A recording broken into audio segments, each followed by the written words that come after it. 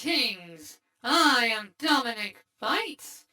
Welcome to another episode of Byte Club Cinema. Today we'll be watching Saga of Tanya the Evil, the movie. Wahoo! Now, this movie has given rise to quite a few memes.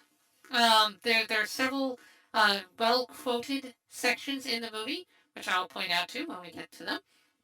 I thought for the longest time I thought the movie was 2 hours. It's actually only 90 minutes, so it's shorter than I thought it was. But that's okay. So between this and Murder Drones, it's basically just a normal episode of Byte Club Cinema, but with like two instead of four. So it's not bad. It's not bad.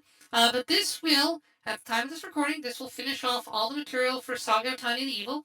It's currently out. We are still waiting for season 2, which may come out sometime this year. We're not sure. Currently airing is Konosuba Season 3, which is great. Apparently the first episode dropped early. I might do something with that. I don't know. I don't like Diesel. Did you want to do Konosuba at some point? I mean, I'd be down. I don't know nothing about it. Okay. Well, it's fun. It's a funny series. It's a comedy series, but you'd probably like Kazuma. I could definitely see you enjoying Kazuma's character because he is quite funny. He is quite amusing. Um, but yeah, no. So we've got Saga of Tiny Evil. Let me throw up the overlay. There we go. Okay. So this will conclude it. So we saw the pasta episode. This is set after the pasta OVA.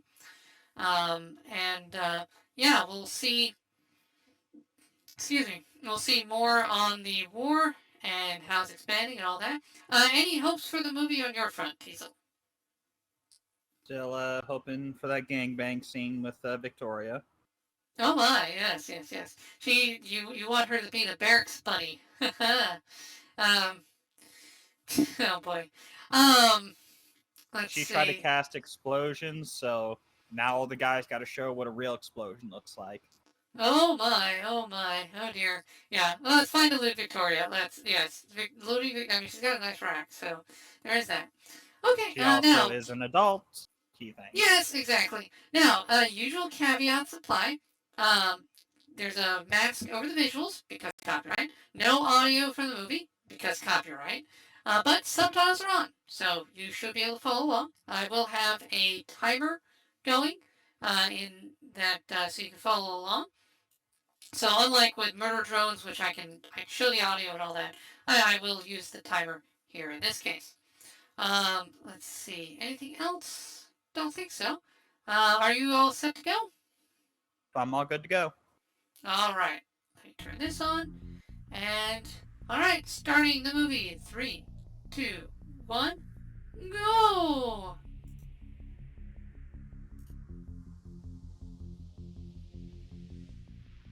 What? What the? What? Huh? The show timer's not working No. anymore. Oh, Huh. do I need pause? No. We can still watch the movie. It's just the thing I use as a timer is apparently. Oh, it's got a 404 error. Oh, it just doesn't work anymore. Huh. Okay. So the thing I use, because I use a web link for it, for the timer, just doesn't work. All right, it's fine. It's whatever. We'll just watch the movie then. Sorry if you're expecting a timer in the upper right. It's broken. It's not my fault. It's not my fault.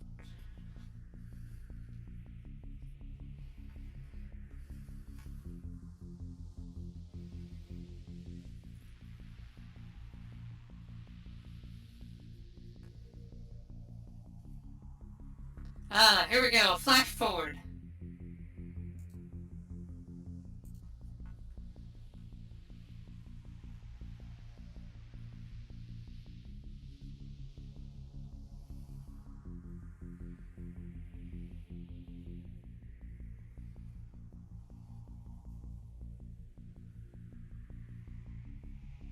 This is the scientist and Yep. that one good guy. Okay. Yep. So this is in the flash forward here. So we're seeing he'll survive the war and become a priest.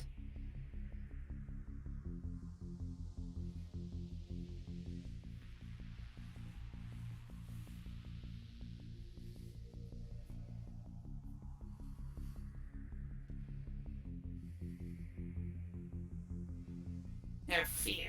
Yes. So the Empire is going to lose.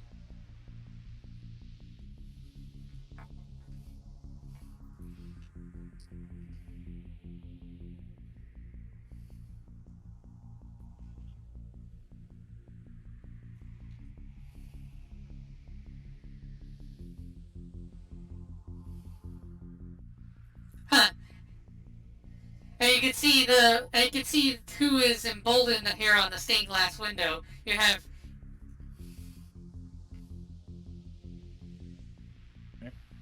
So if that's a flash forward, then that seems ultimately the Empire is going to lose this war. right, which I mean, right, just like World War One, Germany loses World War One and Two, so yeah.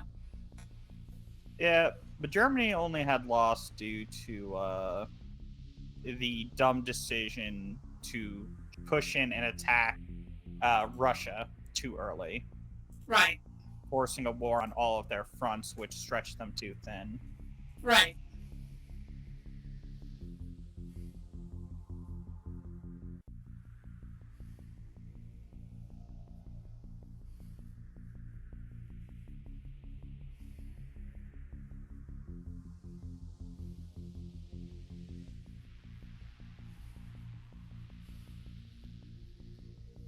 I mean, that's Yeah. smart. Hit him where Yeah. it hurts.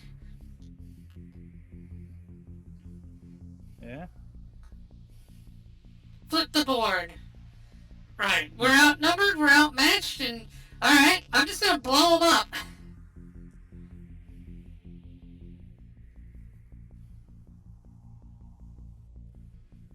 And Luca's like, wait, what? From where? How? Who? Oh no. It's the devil of the Rhine, ain't it?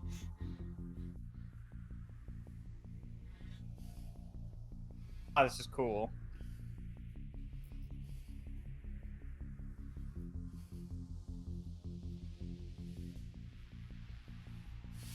Hey, we're already getting the Notice Tanya when, music he kicking loaded the when he racked one of his cartridges, it had the an arcane seal on it.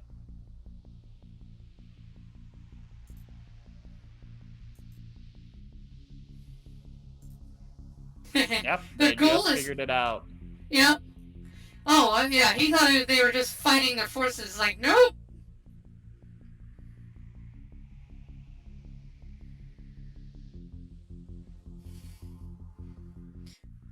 I kind of wish I had gotten to see this movie in theaters.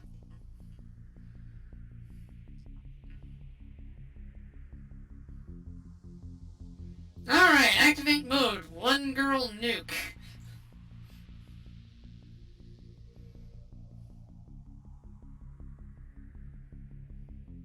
I'm also curious if Being X at this point is trying to kill her, then why bother keeping that blessing active?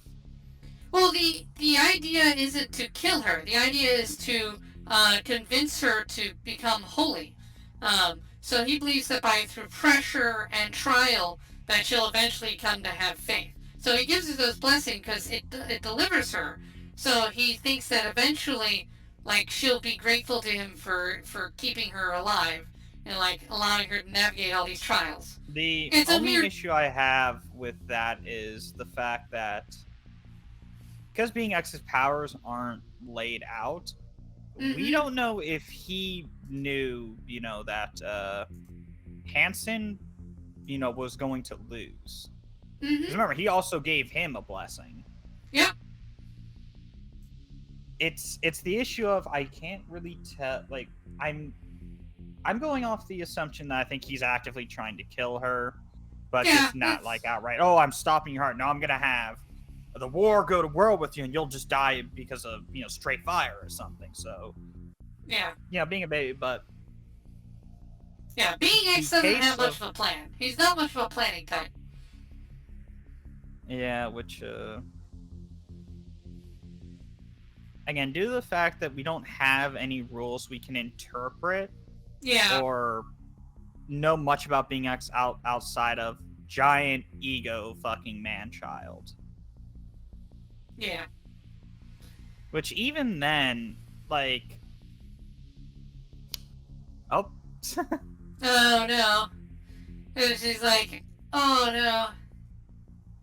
Going to Alaska, motherfuckers. Oh, no, worse.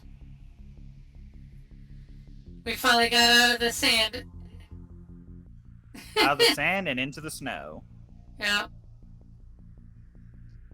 Well, hey, it's not going to be hot anymore. Yeah, but now, so the opening of the movie is resolving the North Africa War. So they kind of skip over. The OVA is good, because the OVA is about all we see of that conflict. They really just like, yeah, we don't care about that part. Let's get to the other bits. A small scale sort of thing. Yeah. Yeah, well, no, the North Africa conflict was small and ultimately inconsequential. We're about to hit the big deal here. Yeah. So, it's this is weird for me because watching this and stuff is enjoyable, but to me, being X and the way they've written him, without any of the details from the manga or anything to interpret, kind of drags this a bit. Because it's creating an antagonist who I can't fucking find out like any reason as to why he's continuing like this. True. Because if he is such the egotistical man-child that they've kind of made him out to be, then he has no real reason not to just outright kill her. Seems like he's about to say something, but it's time. Okay, next mission. Oh, Uger. Oh, notice that he was saying, "Oh, morale is high, no serious casualties," and Uger's like, "No, stop, don't tell him." It's like, oh no, wait, what do you mean we have another mission? Motherfuckers. Yeah, they didn't even allow R&R. They're just like, "Yep, bye." Wow. But, okay, while this is going on, while I was saying, with being X being the main driving force of the antagonist, it does drive this down a bit. Like, so why, without being, because the way I'm viewing this is, without the initial thing of being X, putting her Tanya into the position that they're in, and that blessing, they don't play like much of a role in the sense of you could realistically replace being X with anybody fucking else with that sort of power, and the show would be no different. Yeah, I think also to be fair to the writer, if I had to guess, the reason being X is written the way he is, I think it's a parody of Old Testament God. I think what the writer's doing is he's basically trying to create being X on like how fickle and contradictory the God in the Old Testament was, and basically putting that into the writing. So I think it is a satire of old school, like Old Testament Christianity stuff. They're commies, blow the shit out of them. There we go. Okay, so there's one of the very common quotable memes from this. Yeah, so you've also here had the briefing on the mission. They are going to Soviet Russia. So in Soviet Russia, I don't know. What's a good Soviet Russia joke? Do you know any off the top of your head? In Soviet Russia, cars drive you. I don't know. That doesn't make sense, but...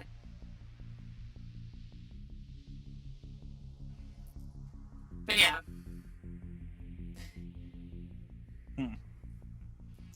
But yeah, so now this is the main thrust here for this is Russia. Now we are dealing with, as you mentioned, why did Germany lose? Russia. Oh, what are we dealing with in this movie? Russia. Okay. This will be a fun one. Yeah, you see why they dedicated a movie to this one. Yeah, no, that's fair. Yeah, no, but with being X supposedly like that Old Testament God, I mean that can be fine. But I agree with you. It does take away. Even if you're doing that sort of parody, still you need to imply some rules.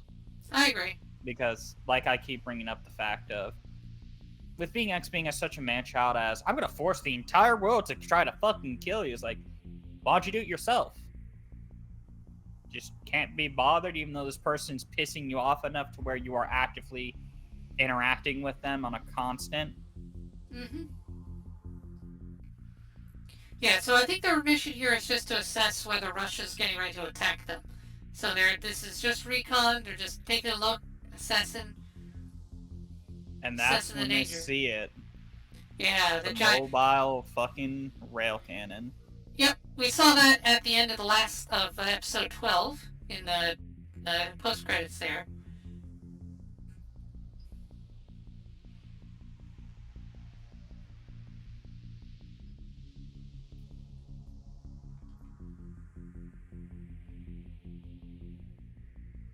Yeah, you cannot open fire first.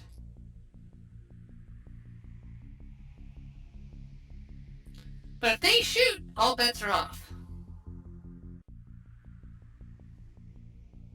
It's kind of funny watching them do Morse code like that. Mm-hmm.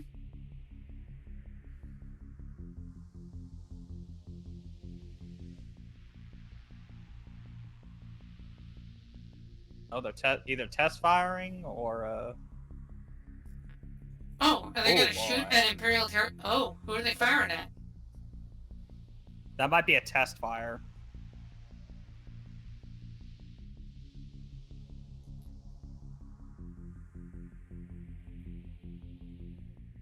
Oh, okay. Okay, war's been declared. Begin combat immediately. Alright, so they just happen to be behind the scenes and war is open. Alright. Open fire. I repeat, open fire. I mean, with the recon, this couldn't have been done at a better time because Yep. they have That's- access to their big weapon. Yep. Well, now you know why the higher-ups hustled them over here right after they got back from the North Africa. All right, yes, so smart on their part. Make sure Pixie Squad is in position. They knew it was coming. Yeah. Don't let these communists spread their filthy plague another inch. Yeah. Again, another quotable line. Now, I wonder how powerful a rail cannon like that could have been if they had mages enhancing and enchanting it. You will find. Put a pin in that. That will be dealt with here.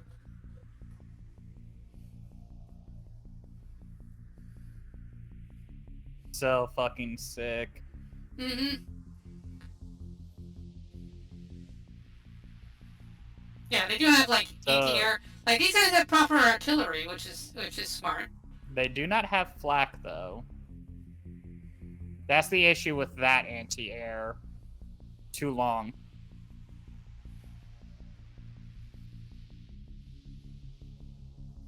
Blammo. Yep. Say goodbye to your fancy big gun. I mean, the railguns are cool because you can move them around a lot, but yeah, they have to stay still to fire, so they're kind of sitting ducks. If you can get back to them. Yeah. Well, I mean, without mages, it's a lot easier to because those rail cannons are meant to sit basically at home, and I'm gonna fire all the way to your fucking castle on the other side of the continent. Yep. They're easily defendable Mm-hmm. and mobile, so that is the huge benefit, and that is a huge blow because that is a lot of fucking material and effort put to waste. Now this is another big, highly quoted scene. Totalitarians who infringe upon the freedom of the individual. No getting along with commies. I love that commies. I want a nice, safe life in the rear. Yeah, notice this guy here, he's shooting two of his comrades for trying to run away. That was very common practice in Russia.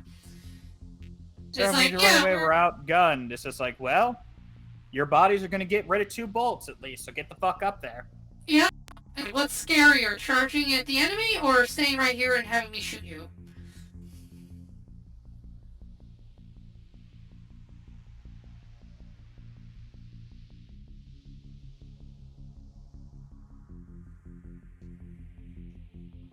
Oh, you're on the back lines.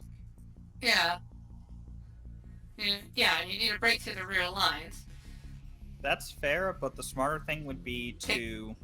They're having a strong pushing front. Well, we're gonna hit their capital. That's what I was about to say. You go for bases and supply lines, capitals. do what you can to either get the enemies to start retreating because their back is defenseless, or you cut them off. That way their advance is burned out quickly. Yeah, I don't like how she drops the terms Cessna and Red Square, neither of which actually exist in this universe, but I really target the captain. Oh. yeah. It's like, hey, we're already behind lines, so we might as well just blow up their capital, because then they'll call their forces to retreat. It also will hit their morale. And I get to fuck with commies. Yeah, I like... Now, Tanya's anti-communist attitude is very apt for the typical Japanese person. Japanese do not like communists because both Soviet Russia and communist China threatened Japan post-World War II. So, yeah, there's heavy anti-commie sentiment in Japan. Now, again, should note, the author for this series is himself a communist. So... like, you know, he does a very good job here of having the character not agree with him. Which I do like that. He's also pretty merciless on how he depicts the communists in this, as you'll see later. The way he depicts the communist leadership is very well done. Strike on the capital? Cool.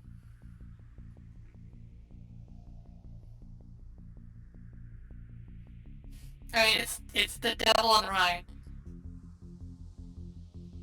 Mm-hmm. Yeah, you divert it. I mean, they caught you with your pants down. You need to lower their forces.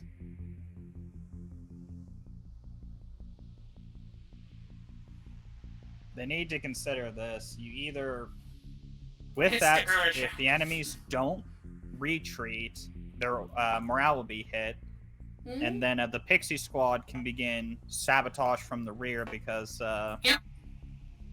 Either way, they'll have to divert resources or they're going to be actively cutting them off.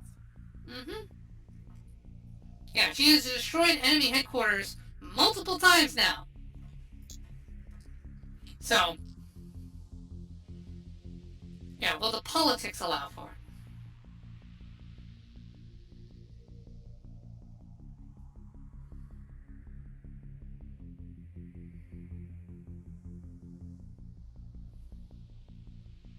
Yeah, we don't have time. Gotta commit. I like him, you know. These two are really good.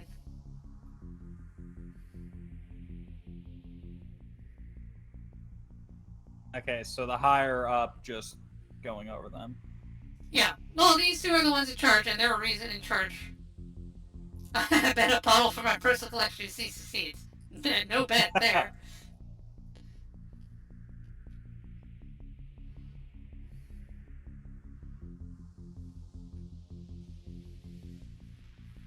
Price, this is Hansen's kid. Mm-hmm. I've joined a certain unit as far as an overseas volunteer force.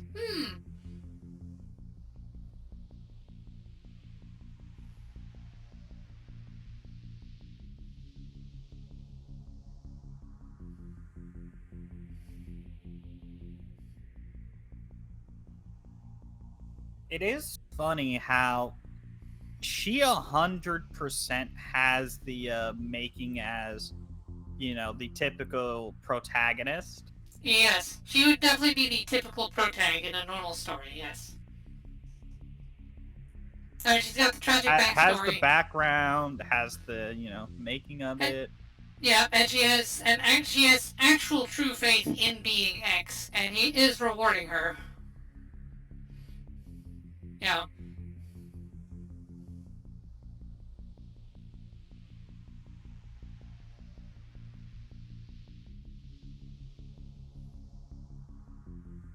Yep, can't be having long hair in the military.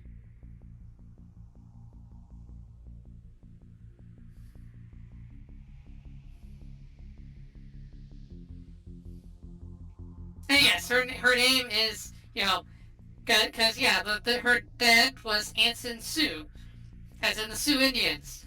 And her first name's Mary. So, yeah, her name is literally Mary Sue. That is on purpose. The author did that on purpose.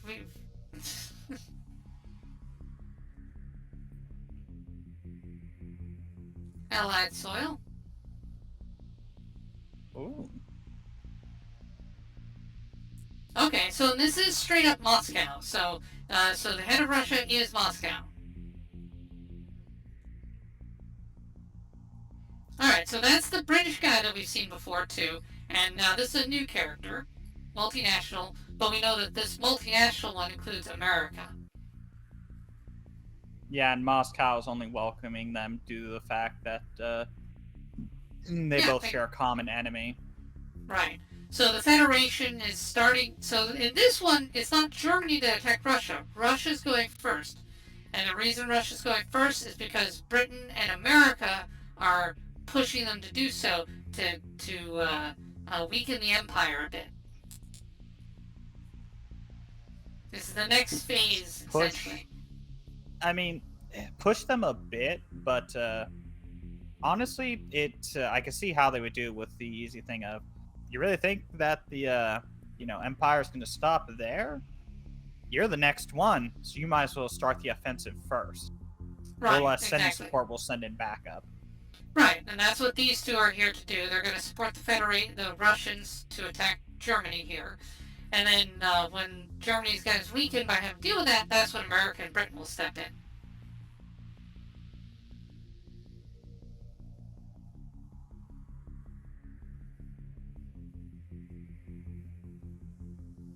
Yeah, so they're discussing some of the politics behind this maneuver. Yeah, no, because he's aware that they're probably going to get slaughtered. Mm-hmm. Leading the sheep to fight a lion. Mm-hmm. There we go. So you were wondering, why didn't they have mages guarding the card? It's because they purged the mages. They sent them to Siberia. So they were dumbasses. Communists have no room for X Factors. Yep. Oh, which, hey, it makes total sense to me. But this is also why they have to call in foreign mages from, like, America and other countries. Because they don't have any of their own. I guess that's fair, but at the same time, like, you really kind of shot yourself in the foot, because you could have turned that super weapon to so much more. Yeah. Well, I mean, I know that, you know that. Remember how dumb communism was. I mean, that's a callback to Pol Pot literally butchering his own intellectuals just because they were smart. Because he wanted everybody stupid, other than himself. That's the thing that communists actually did. Yeah. I just like to imagine officer walks up to a mage, sees him doing stuff, it's like, I want some magic. And the mage's like, well, I can't give you magic. Dead. You can't share? Die.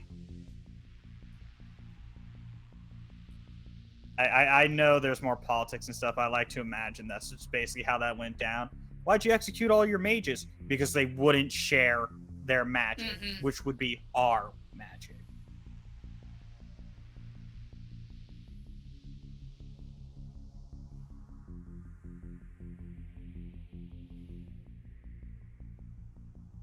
Now, this character here you're seeing with the glasses, he's very important.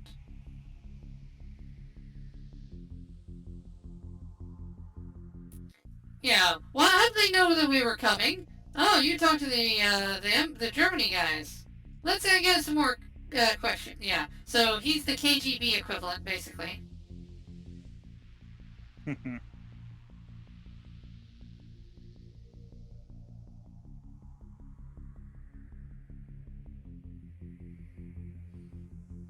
So this is the Stalin equivalent here. So we saw, Lugo, who was in charge of the French, and then we see him, Stalin, so in charge of, understand why the French bothered fighting. Right? We all know you can only kill another Frenchman.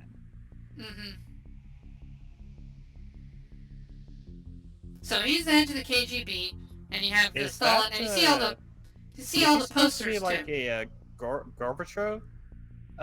Sort of. I mean, that's kind of where the design comes from, yeah. Yeah. And looking at the women's.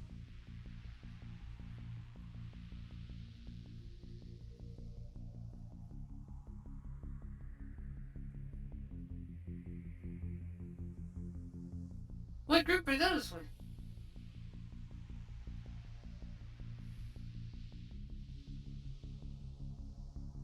Yeah, no, we find out it was his decision to send them to the camps. Dumb. Oh, And the he's face like, are officer those? saw they let him loose. Yeah. Wait, are those the multinational engineers? Oh no, no, they're attacking us. Wait, what? Hold up. Wait a minute. Oh, that's not ours. That's there. Oh god. Moscow Plaza, the ugly bronze set. Yeah, we're just taking everything out. We're just gonna humiliate you. Yeah. We snuck up on you.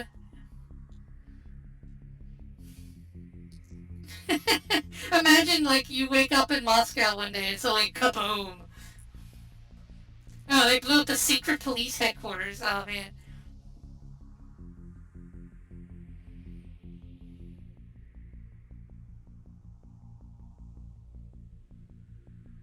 Wow, okay, so they got some good fortifications, though.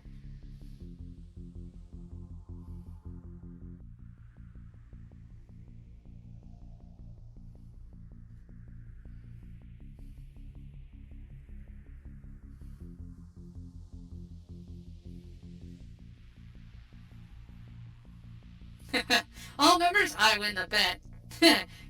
Yeah, their anti-air sucks. Yep. So basically, they have modern stuff, but their anti-air is weak. O2's best one.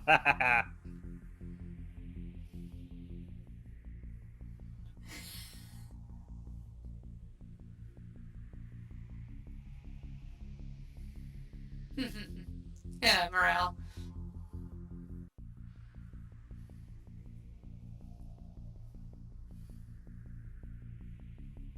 So yeah, the American mages just got here, so they're about to be blindsided. Yeah, they were not expecting ATR in any capacity. Yeah, so the multinational force is right here. Yeah.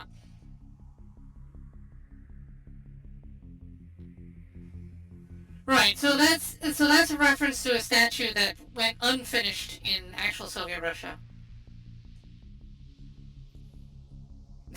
Forget polished shit. Yeah. Tear down that wall. Kaboom. Yeah. No Berlin Wall on Tanya's watch.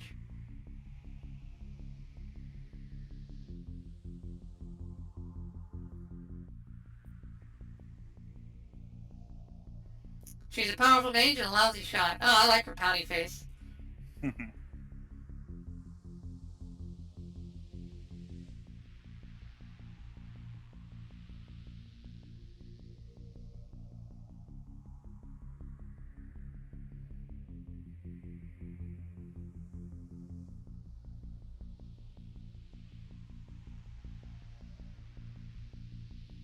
Yeah, not enough ammo. But yeah, you see, but that earlier scene there, oh, yep, they're right there. Okay. Hey, enemies are attacking! Wait, what?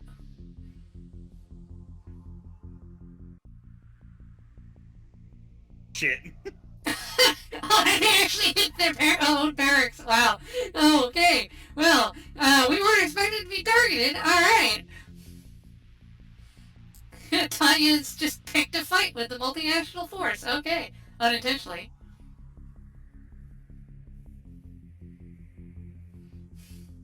I do like how much fun Tanya's having here. Yeah, the entire squad's having some fun. Now there's some anti-air. Hmm.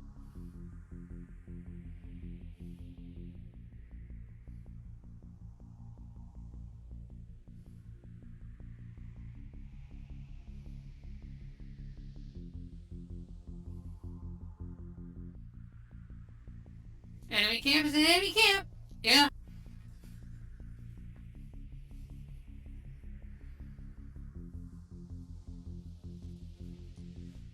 Alright, now we get a bit of Victoria's backstory as well.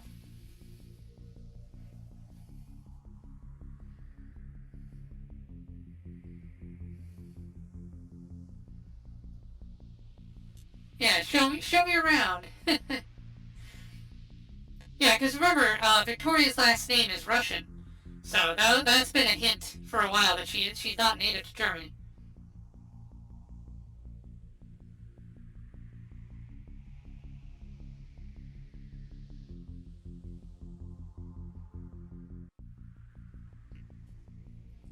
Yeah, we just got blown up by surprise. The Empire.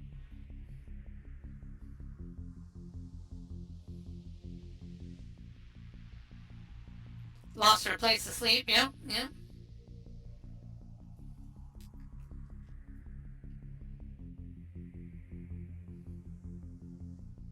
Yeah, if that general's smart, have the enemy fucking burn through their ammo. Okay. It's like, I'm heading out. Wait, what? Hold up. Oh, she's a warrant officer.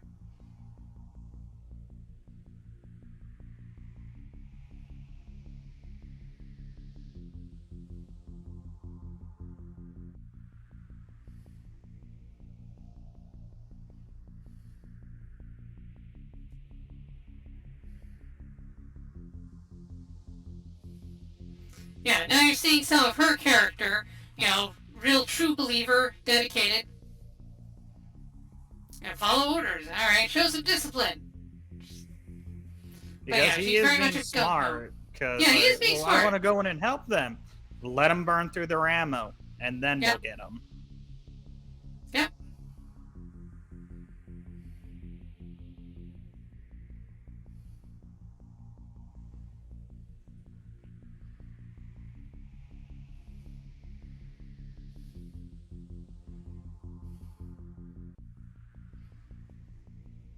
Yeah.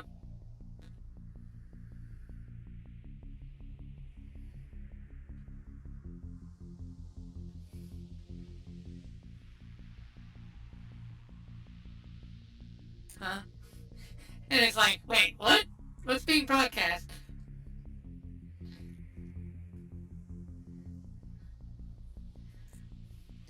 And now then he sees who did it.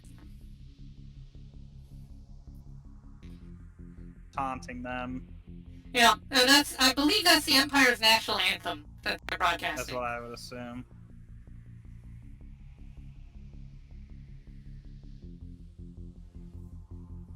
And yeah, they're just going around the Capitol blowing stuff up. Oh, they're even shooting like propaganda video. Handy.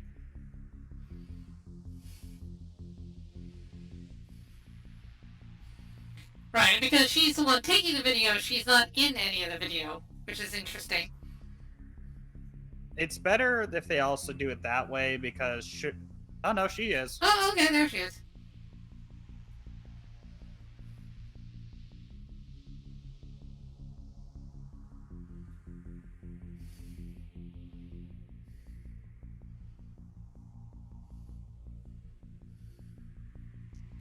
Oh no.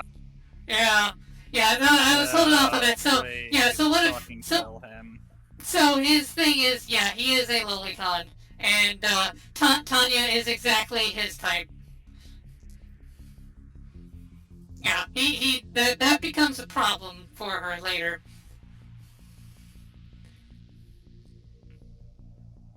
But yeah, Mary just figured out who that is.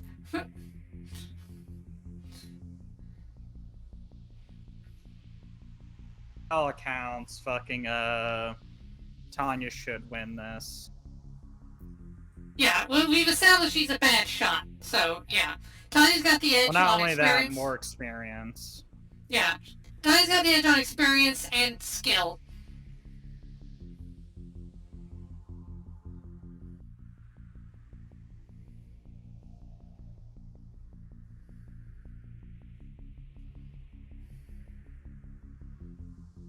Yeah, and it surprises that.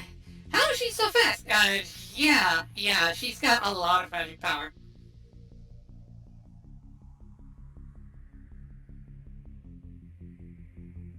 Incompetent, but a hard worker. Okay. Yeah, just let her do her thing then. Yeah. Let the hothead get in trouble. She gets blown up, But yeah, now Tanya's battalion faces, because these are American and British mages here. So this is, I think, their first time showing down with the American and the British. Although, no, wait, they had to show down with the British them before a bit. With Ants and Sioux there.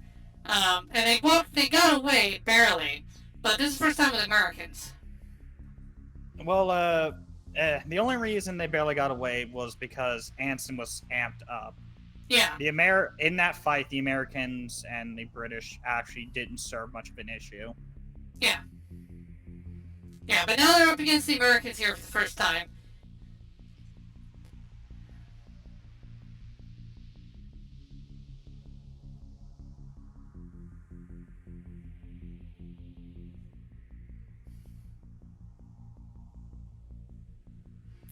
She's smart enough to time her attack, so that's cool. Oh boy.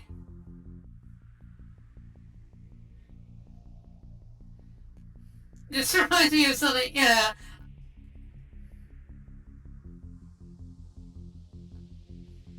Nice. Yep. Knock her right I off do her like rope. how she's like, charging up the special attack, and it's like, nah. This ain't Dragon Ball where the enemy's gonna let Goku charge up a 5-hour Kamehameha. But now, notice she sees the gun. She knows whose gun that is. Yep.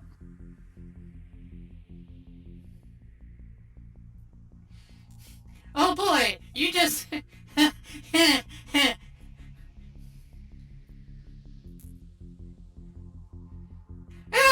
now she goes Super Saiyan. And it's like, oh no. And Tanya knows exactly what this is. She's like, oh shit, oh shit, oh shit. This is not good.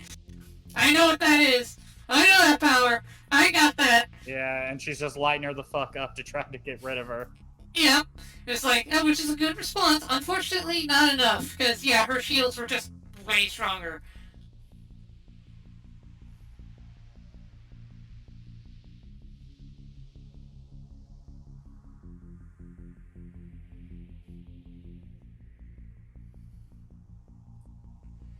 Yeah, Tanya's like legit spooked right now. Because it's like, oh no.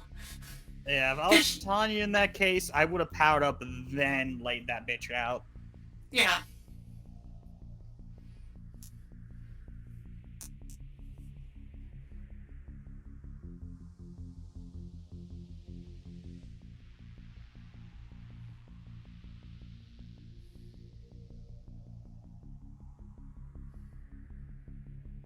Okay, some of the bullets did get through, but...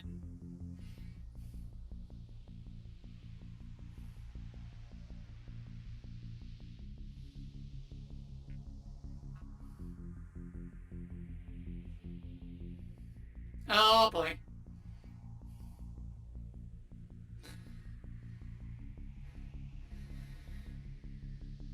Oh boy. Yeah, so, so a few days later now.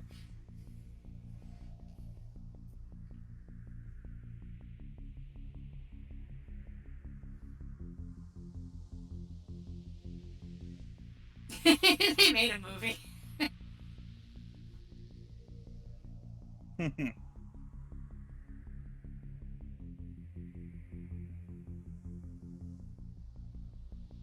Dominic, but I know, have we're you just gonna put some considered pressure. drinking lava?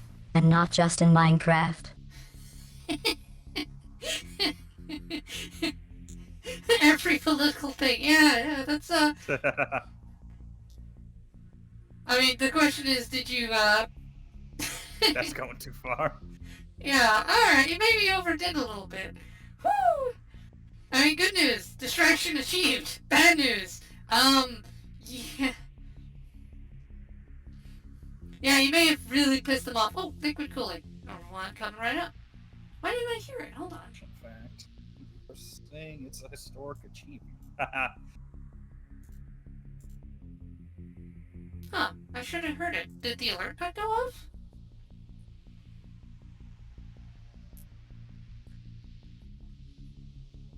So, potential for peace is out the window. Yeah. No, yeah. Well, no more peace. Alright, yeah, stretch. Okay, I got the liquid cooling in. Let me stretch. Okay, there we go. There's a stretch for you. I mean, we thought you were just gonna distract them, not scuttle all peace plans forever. Yeah, no, I'm definitely hope seeing as they just did that, dude, I'm not looking forward to seeing the weird, creepy fucking, pedophile trying to lust over her. Well, I know. Here's the thing. I actually don't know how it's going to play out with him exactly. But from what I recall, basically he becomes so obsessed with Tanya that he basically dedicates the KGB to tracking her down, and basically, so she has to start dealing with being hunted by the KGB secret police. Yep. Wow.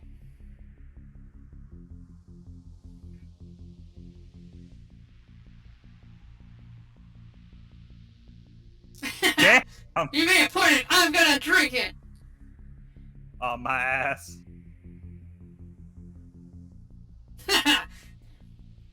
Yeah, you can't have any if there is none left. Aha! Went off for me. Okay. Great. Oh, that's weird. I don't know why I didn't hear it on my end. Yeah, the camaraderie bits they have here with Tanya and her forces, I really like those moments. Style-wise, it's very similar to All Quiet on the Western Front, where you have moments of levity or camaraderie, and contrasted with, like, the horrors of war. And Tanya does that to some extent, so...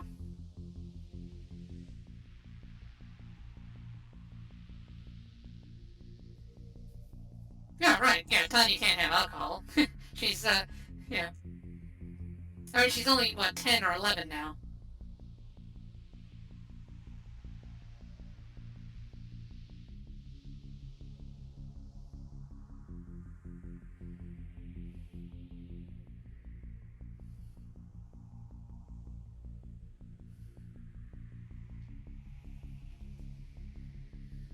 Demon obsessed with military code. Told us to let ourselves go.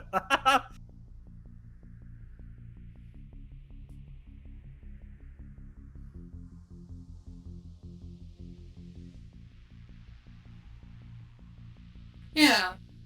Well, hey, they did a good job. I mean, well, from her perspective, they did an amazing job. So, yeah, some relaxation makes sense. Yeah, I think that's why she left. That way nobody, Yeah. That way they can enjoy themselves. That's really good. Yeah, it's good leadership. She's become, it's fascinating too, as you noted, when she started out, she was a lot stiffer, much more like her old business self, but over time, she's become an actual decent leader for her battalion, and without even realizing it. Yeah. Okay, she also... Oh, Nutcracker. Oh, nope, no, he's gone. Just like, just like, I'm seeing things. Alright.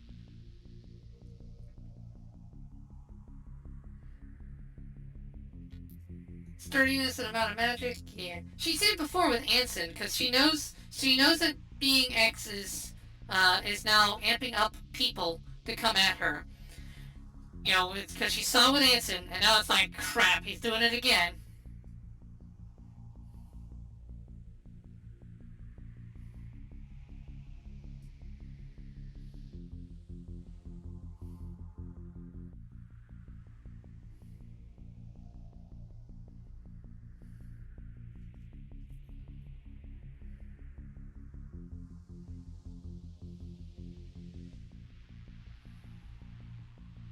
I mean, that's also true. It demonstrates that the Russians just have no idea what they're doing here. I mean, they're almost on the level of Dacia, just with bigger guns, essentially, and a bigger force. And that's actually probably why America and Britain are using the Russians, is because, yeah, you guys are just cannon fodder. We're just throwing you into this as cannon fodder to weaken them down. That way the good people don't have to die. Yeah, and he's completely figured her out. Mm-hmm. We are not Avengers. We're soldiers. Yep. Yep, very true. And he is putting her in her place because he knows you don't care about these people. You just want revenge. Yep.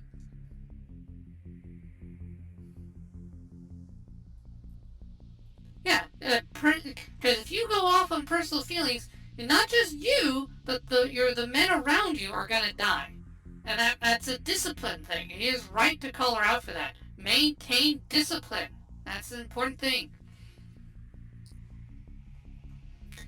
Now, it's interesting, by the way, contrast her with Tanya, because Tanya is only interested in herself, very dispassionate. She started to care about her own men over time. They've started to grow on her as they managed to keep up. But ultimately, she is all about self-interest and dispassionate decision-making, whereas Mary Sue is all about passion and drive and like greater cause and revenge, rawr, So she lacks the discipline of Tanya. It's like they're very much red oni, blue oni kind of dynamic between them. I like it. Yeah.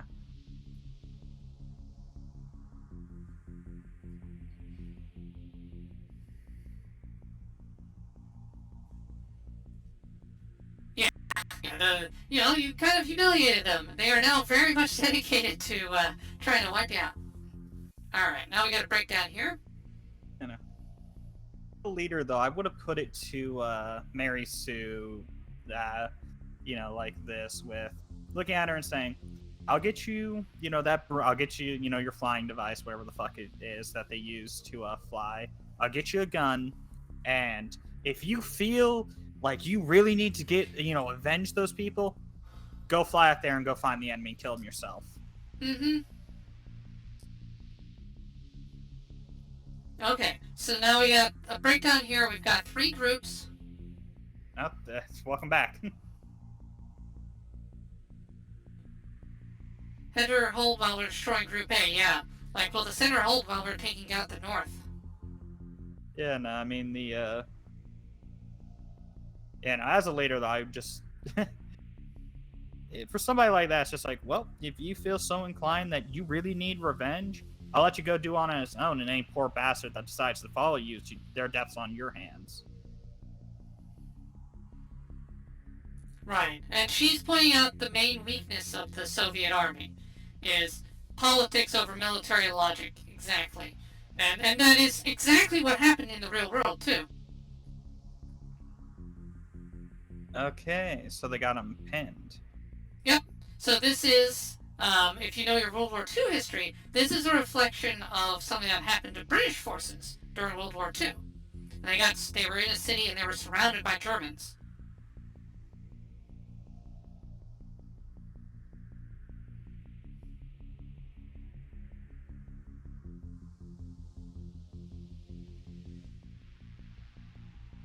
Right, so they're surrounded by on the ground, but they're not surrounded with any anti-air.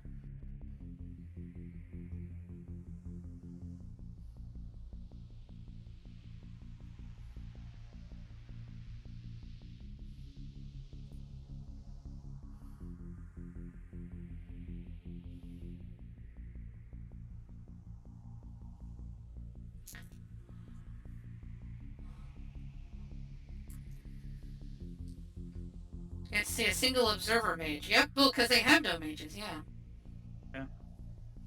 Now, one thing they could do is do a capture mission on those railway cannons. Yeah, that'd be fun.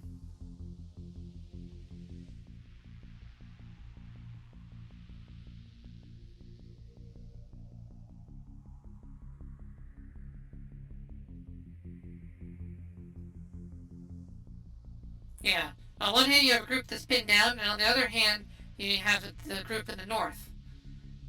Yeah.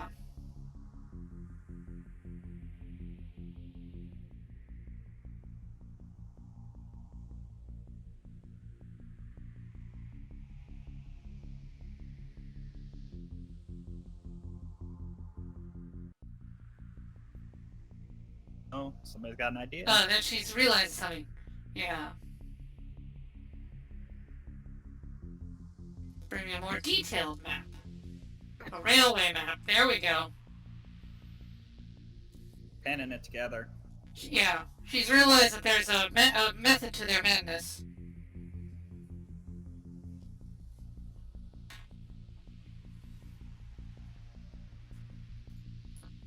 Oh, Tigenhof. Oh, the railway lines. Yeah, there we go. So Tigenhof is actually... Yeah, Tegenhof is actually That's where critical all to the the north. railways go. Mm. Which would give them, yeah. So they actually need to hold that in order to do their northmost.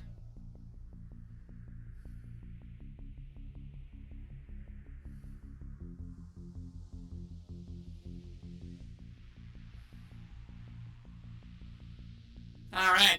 So, yeah, and that was a good realization of her. We save this, we save the railways, and we keep the North mission alive. There we go. And what's cool, again, something the show does really well is it explains these kinds of military strategic decisions in a way that you can process with a good mix of visual and explanation. Very well done.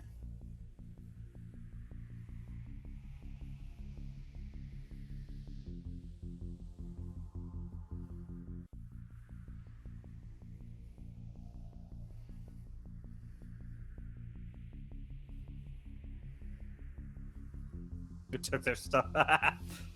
Oh, she's very good at poker, it turns out. That is adorable.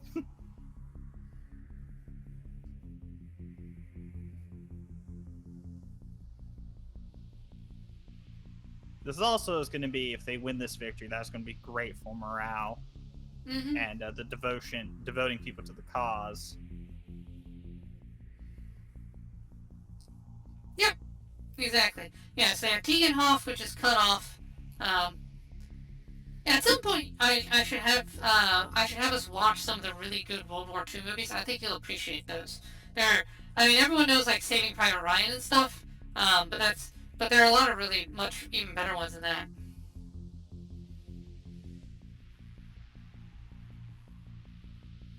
Yep, the typical of just keep throwing them at them. They'll run out of ammo eventually. Human wave tactics, yep. And that's something, again, the writing on this really captures the actual Russian tactics very well. Destroy that bridge, and you can cut reinforcements off for a bit. Yep.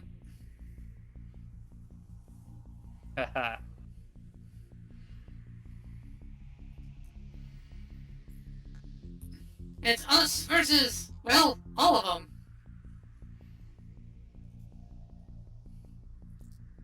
Hi. Well, hello, communists. We're gonna blow the shit out of you. Ha ha. Yes. To use the earlier line.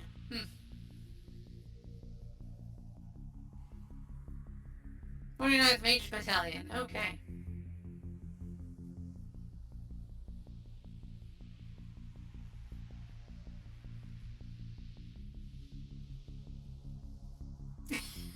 It's like, wow, you're smaller than I thought. Now, it is noted, Tanya's 10 or 11 years old at this point. She is, because of her malnutrition as a kid, she is regarded as much smaller than a typical 10 or 11-year-old. So yeah, her growth was stunted. Yeah, she is tiny. And what's interesting, too, is there's a scene in the manga where the doctors even say, you're probably not going to grow much taller. Like, you'll get a little bit taller here as you hit puberty, but you're gonna be a shorty.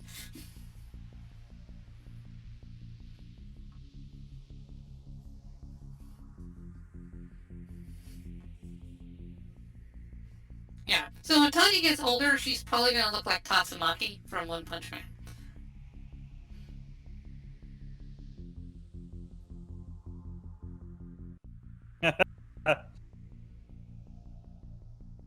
Yeah, they instantly bond over that, which is cool. Again, these camaraderie moments are great, they're really nice.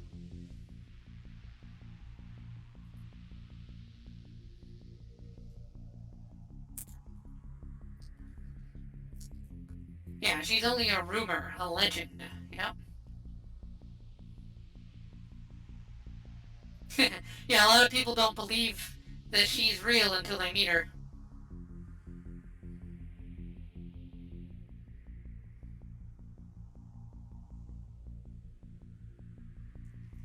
Hey, we need some heavy guns. Ah, here we go. Difficult but manageable. appreciated, yeah. Almost perfectly. Overwhelming advantage. Yeah, that's not what they said. We don't need any heavy guns. Right. Because all he wants to hear is good news.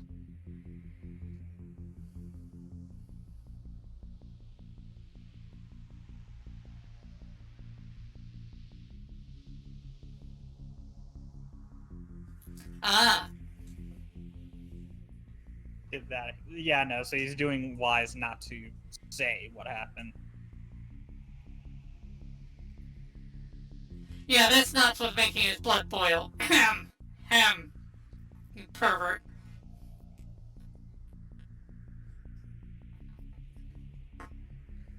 Oh no. Airplanes.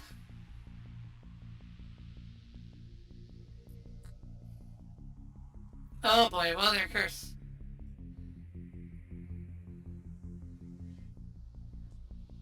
So yeah, basically it's like, hey,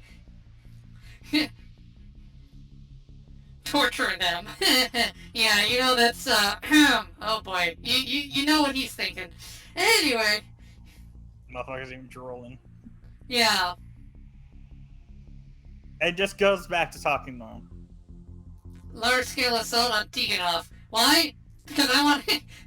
So this is a man. This is a man who will pitch an entire country's military for the sole sake of securing his waifu. I mean, we may think he's a creep, but damn, that is some dedication. I mean, who among us would send an entire military just to like capture her waifu? I mean, man. Again, the issue being the person Yeah, unfortunately, his he's waifu after is a is child. Yeah, that is the downside here. So, as like funny as that is, it's the case if you're going after a child. So this goes Yeah. from like kind of funny to Creepy, yeah. please For hang me, yourself with a fucking noose. Yeah, to me it's funny because the other thing too, it's also the author, I think, kind of making fun of anyone who might be like into Tanya in that fashion. So I think that's also why he did that. So there is an element of like, yeah, I see you. Yeah, you over there. I see you. Go away. This is you. See, I'm making fun of you right here. Urgh. Fair, but still, it's just like, yeah, I still fucking hate seeing it. Yeah. No, I no, was worried, in the back of my head, I was worried that we were going to run into a fucking pedo. Yeah. Now, again, it's also interesting, should be noted, that he is a high-ranking person within the party. He's a communist. So the author is making him a communist, part of the Communist Party, and showing that a person like him thrives in that kind of hierarchy. The author himself is a communist, so that's like a really fascinating like self-dig at his own party. I think it's again, the case surprised of not just the Communist Party, but the pointing out of people that are in positions like that tend to go towards minors due to the fact they're in that position of power. So I think it's more of a dig at like high-ranking officials.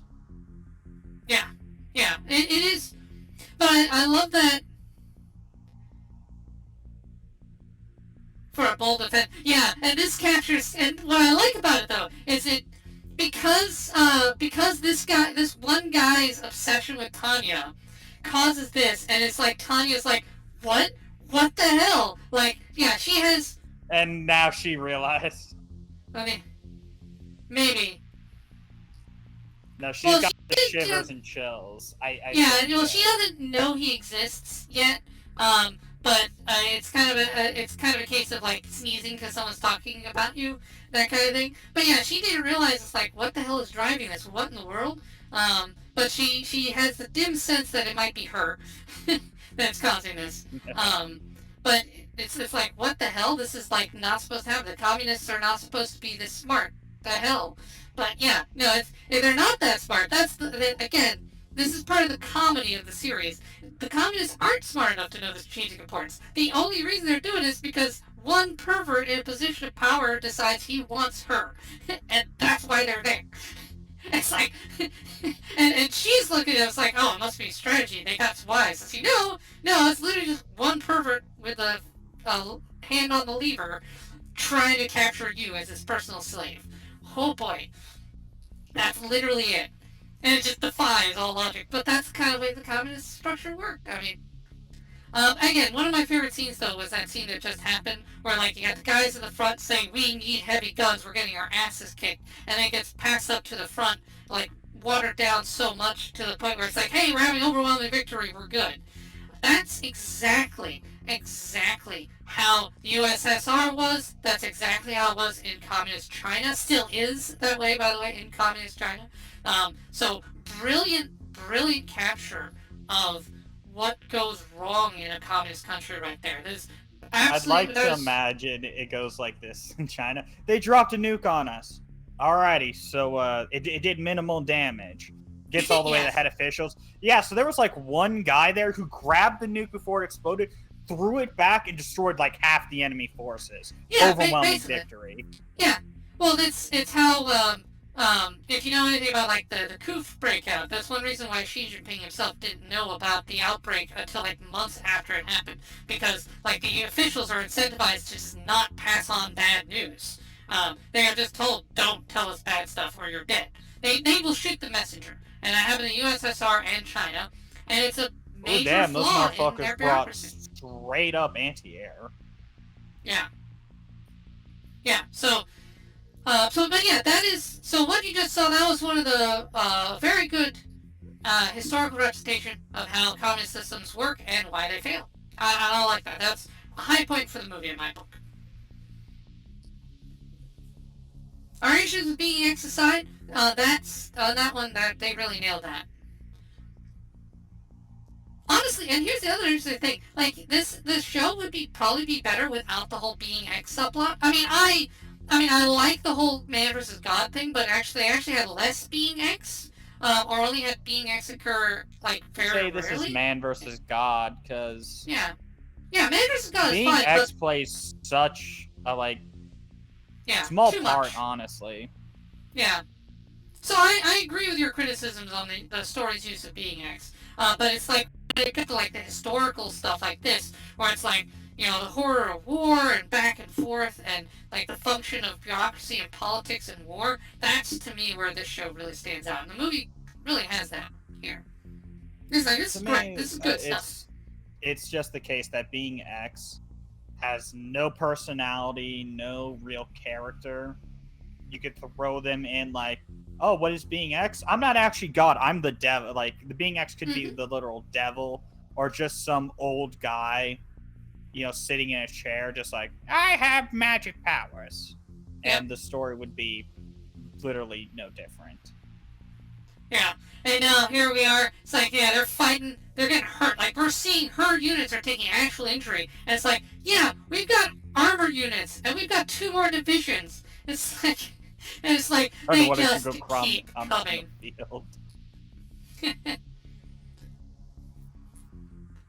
Alright, we're gonna blow them up some more, because, oh god, we have to.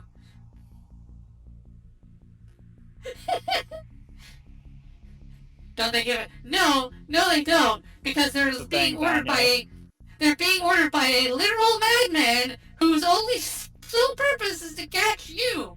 That's oh boy. Well, not only that, realize the commie strategy is, all right, here's a slingshot. We're gonna give about 1,000 people slingshots. Throw them into the front lines. Yep. They'll eventually get there. Yeah. It wins through numbers, not quality. Yeah, exhaustion, yeah. The war of attrition. It's like, we got more people than you do. And we are way more willing to sacrifice our people than you are yours.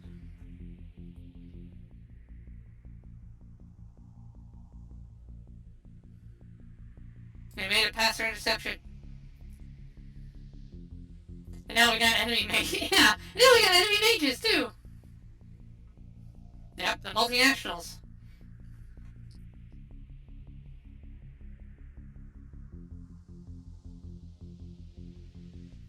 Now this is interesting. Notice the ring she's wearing. They're using the British brooms. Notice what she's using now.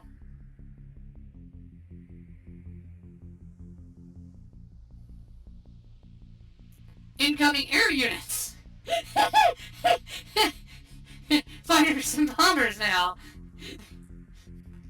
Now, again, another thing I like about this, you're seeing Tanya pushed to her absolute limit. You did not see this in the TV show. Like, in the TV show, for the most part, she was calm, cool, collected. There was only like once or twice where she was actually like, whoa. And now, like 27 hours of straight fighting, just hit on every single front. And you're just like, oh my god. Like, everything falling down.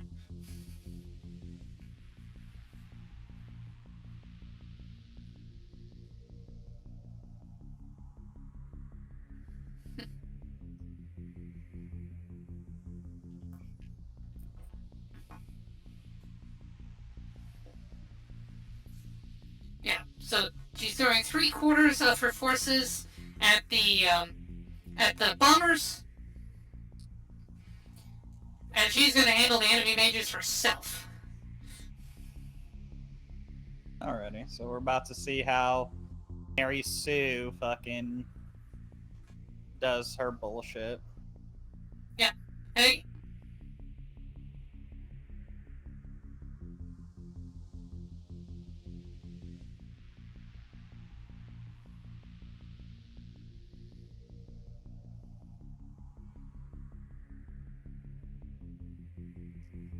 Yeah. And her shield is like, yeah, no. Yeah, she's got the same firepower enhancement as Tanya.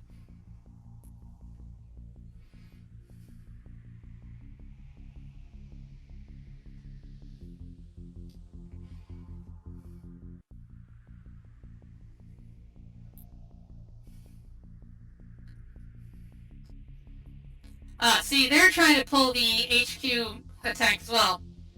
Yeah, And she's like, nope.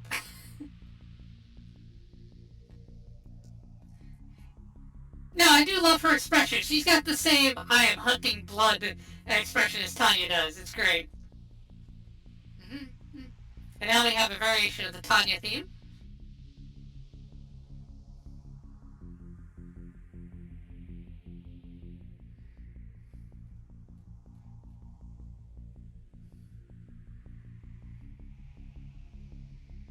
Now, let's see if she can do more damage than her dad did. Oh, jeez! I'm a third in the laser! fucking Unibeam. Yeah. She's a mecha. Yeah, she has a lot more firepower than her dad. So they really did play up the Mary Sue trope of Yes. just, yeah, that's funny. She just erased buildings from the map. Yeah, that is...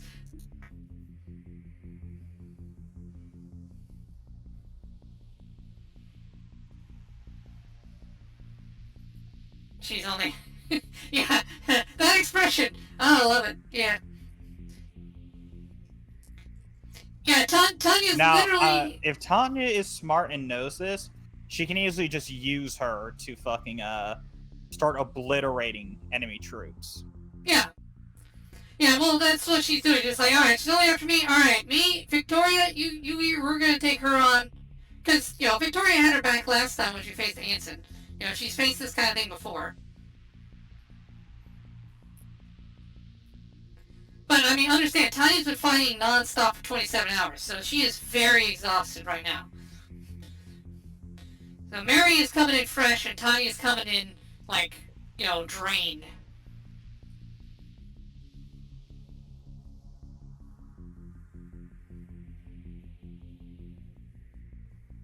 Yeah, and this is cool here because, it makes clear, fighters are good against mages. I mean, because they can fly and they can carry more firepower than the mages can, so to a degree.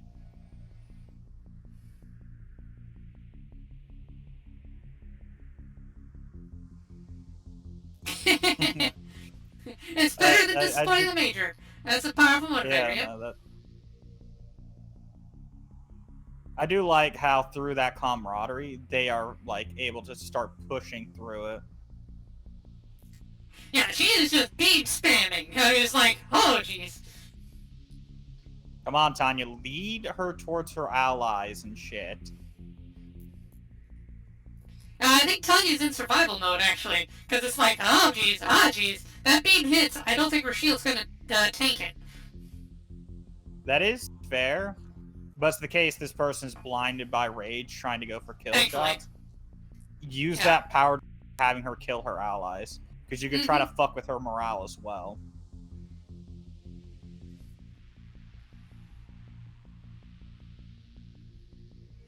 Yeah, she is in total rage mode, yep. And Tanya's like, Jesus Christ, how many times can she fire like that? Yeah, the only thing keeping Tanya in good shape is the fact that Mary is a lousy shot. Yeah. Like, they do establish Which is why I'm she's saying basically stormtrooper. she needs to drag her to the enemies. Yep, exactly. She might be trying to do that, it's just, yeah. It's harder than you... Oh, this motherfucker straight up went melee! Oh, that's sick! That is cool. Now that is a cool moment. Oh, this is fucking sick. Yeah, no, this is cool as fuck.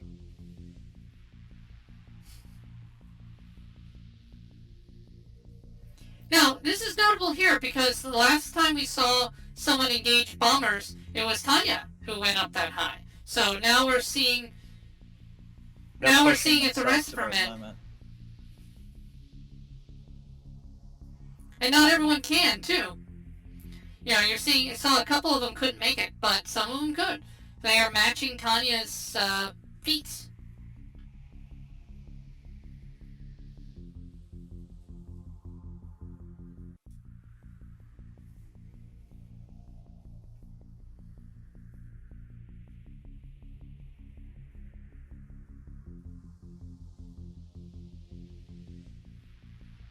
And the fighters are going to turn around because they just lost their bombers. Yep, they're not nothing to protect, so better to retreat and try again.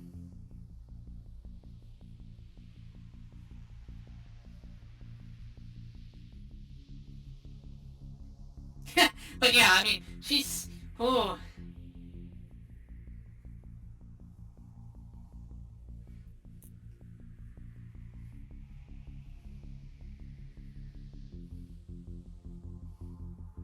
Yep.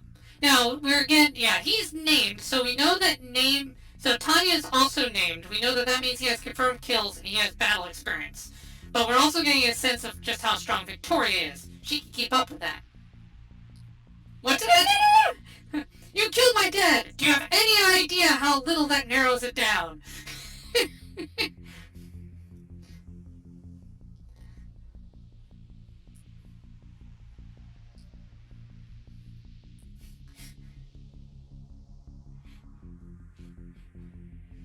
And Tanya's like, could have took a bit of a hit there to draw a knife and stab her in the head. Yeah. Yeah, Tanya's like, why is everyone coming at me with personal feelings? Come on, guys, it's just a war. Can't I just get away with a little slaughter?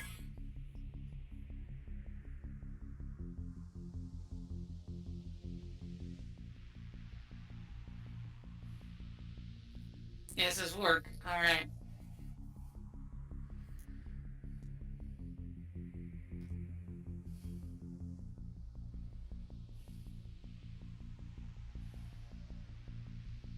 Okay, now Tanya's got a plan. Now, because before she was kind of caught flat-footed, her goal was just, like, lure her away, so give her forces a chance, because they can't handle the beams. But now it's like, okay, alright. You want me? Yeah, she needed a moment to recollect herself. Yeah, because the just intense fury of this was just catching her off guard, which makes sense. I mean, we see how powerful just one shot of those beams is. Like, it's taking out blocks at a time. And there she goes. I'm gonna drop a building on you! How's your shield handle that? Take your monument to being X. Tanya's theme. Yeah. I'm gonna take this monument to being X and shove it right up your ass. Then I'm gonna point blank holy blast ya. Let's... This is gonna hurt me! this is where, Mary here realizes that, yeah, God also gave that to Tanya. Mm-hmm.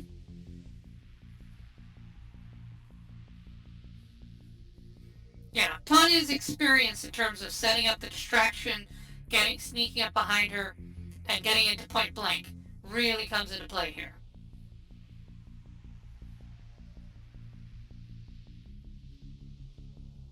She's alive, but probably too injured to really keep going.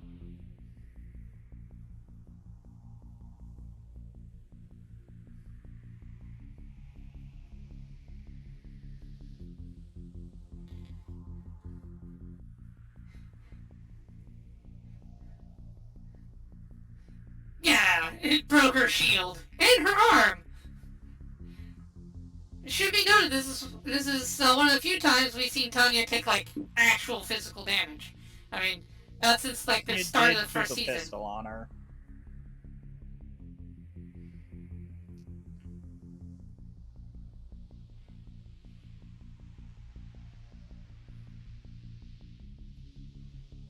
Yeah, I think Mary is a little older than her. I want to say.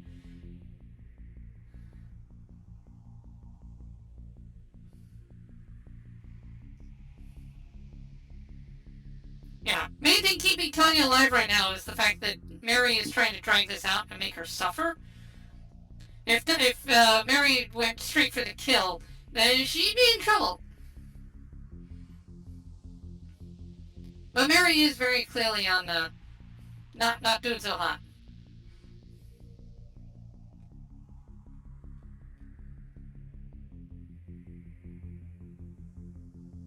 Yep, there we go. Hey, knife in the back. There you go.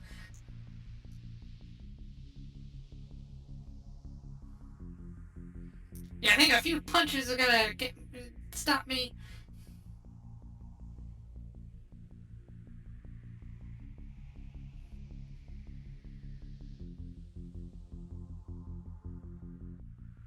There we go. You brought a fist to a gunfight. Just called her an animal.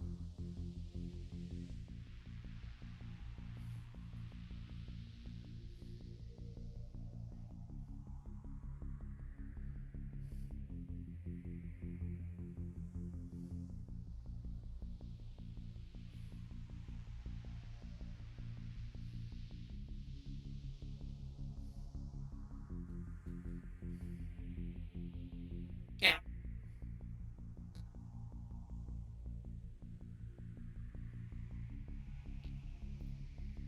Yeah, there we go. Now, so she was gonna double tap her, make sure like put one between the eyes to finish her off, but no, she gets saved at the last moment. Should be dead though. There ain't no way she can fucking survive.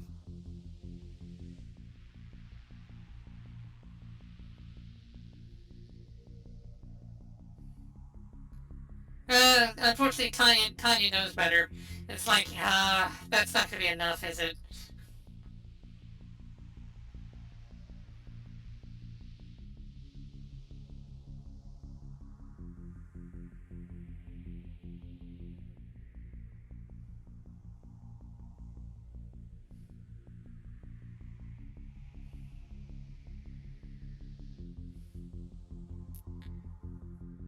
There we go. So they shot down the bombers.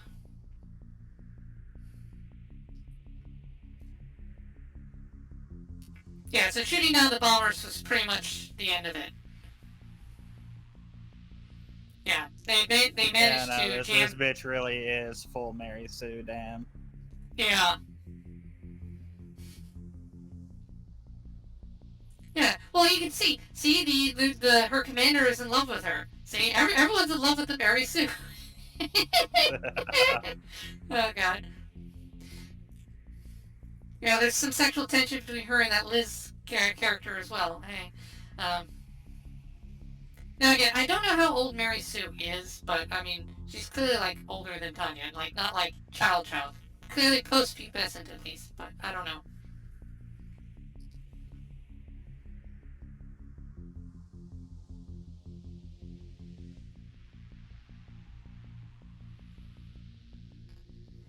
He threw me into dire straits, yep.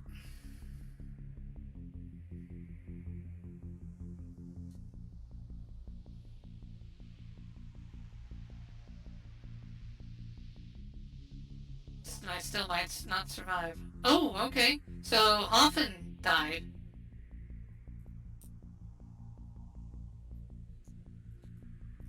And he's making the case like, why did we stop? We need to keep sending troops.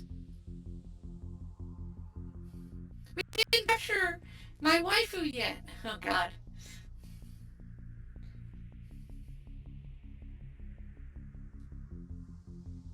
10 days later. Okay.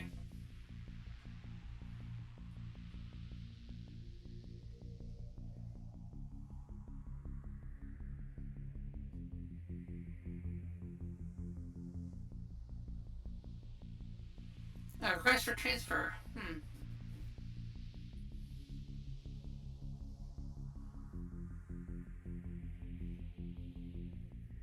Huh. Alright. Now she's looking to get out of the front lines. That's interesting.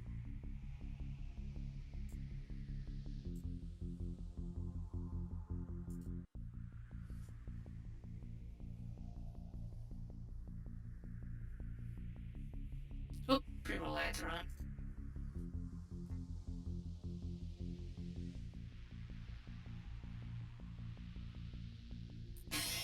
Rebellious face. Are you going through puberty now? Is this what teenage Tanya's gonna be like?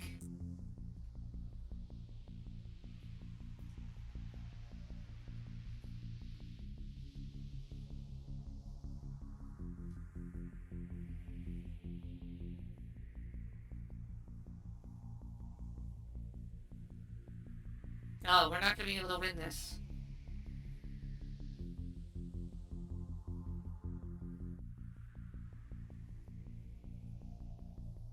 Okay. Not due to the strength of our organization. Right. Yeah, you can't conquer the Federation, yeah.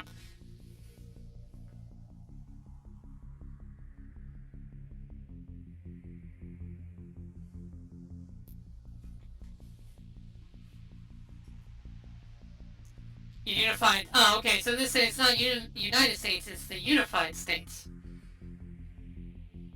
Yeah, the U.S. is coming.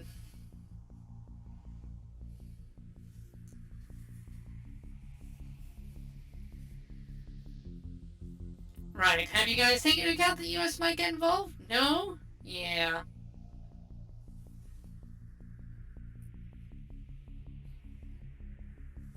Heh. Ideally, yeah, they won't.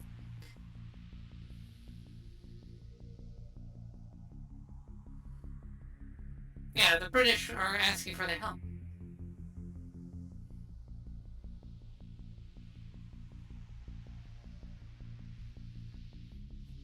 A reevaluation or set of its strategic assumptions. Like, yes?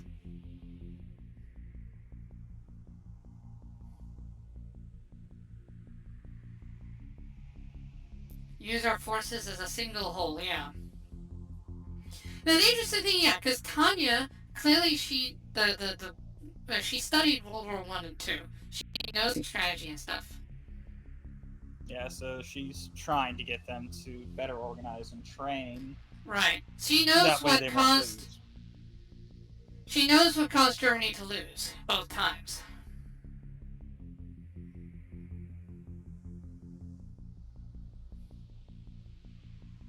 Yep.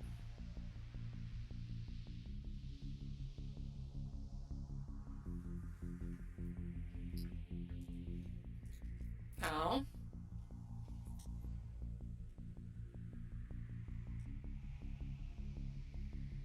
You hit. Yeah. Huh. Right. It's a very simplistic view.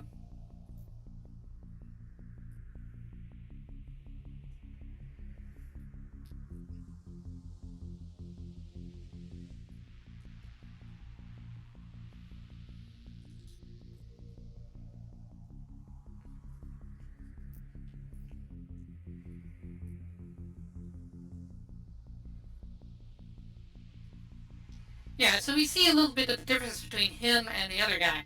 He is much more about wielding force. So he is still trapped, like he's good at wielding force, but he still sees force. The other one has a better, the one with the eyes always closed, he has a better political persuasion. That's why they balance well with each other, I think. They respect each other, but they do have slightly different philosophies. Right. If all you do is go war after war...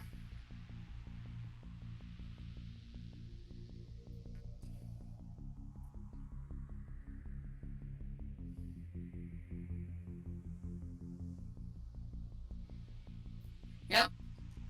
If you're constantly at war going against fresh enemies, eventually you're gonna fall. You can't sustain it forever.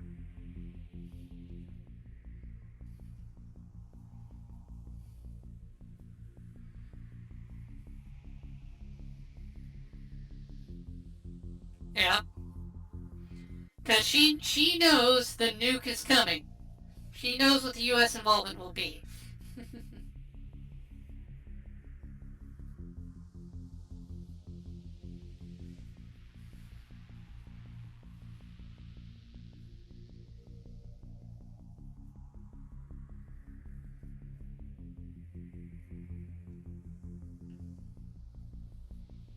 Yeah. What matters with war is how you win it. That is a very astute observation. 2 months.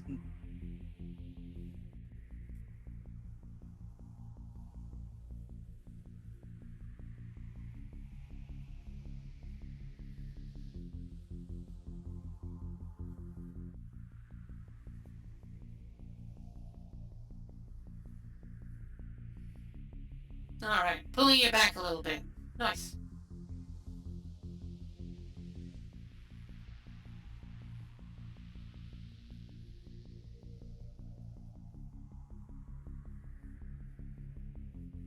Got failing again.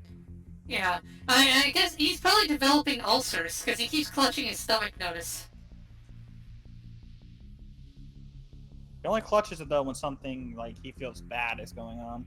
Mm-hmm. Well, you gotta think his stomach acid must be going absolutely bonkers with all this pressure.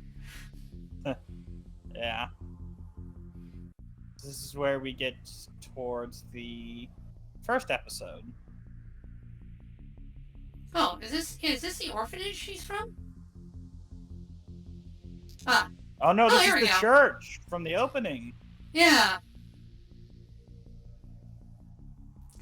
That scene of her dancing, by the way, that's very common in anime gifs.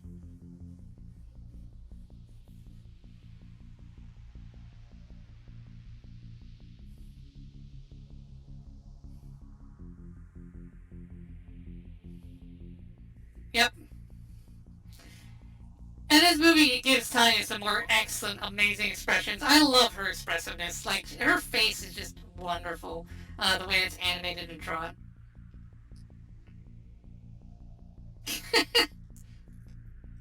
I'm laughing Really at rubbing you. it in. Yeah, laughing at God. Always smart, right? This is the end. Let's see. Okay, there is an after credits at, let's see, 1:32. Okay. And we do get some more art here from the light novel. So you see the other ways that Tanya is drawn.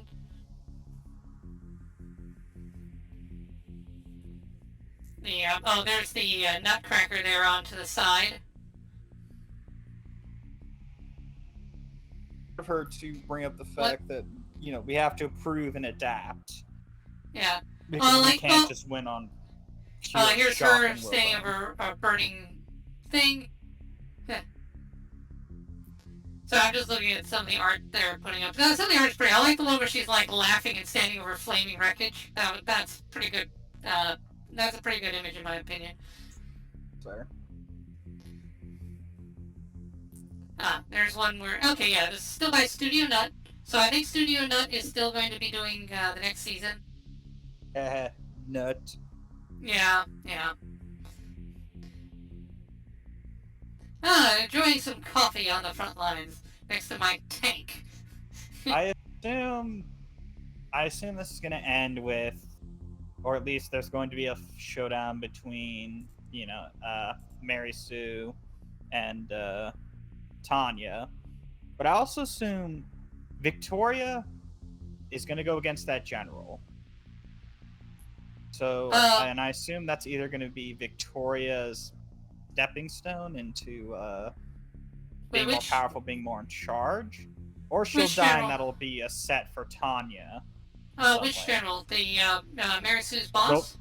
Yeah, the one who saved Mary Sue, considering those two did begin fighting. Mm-hmm.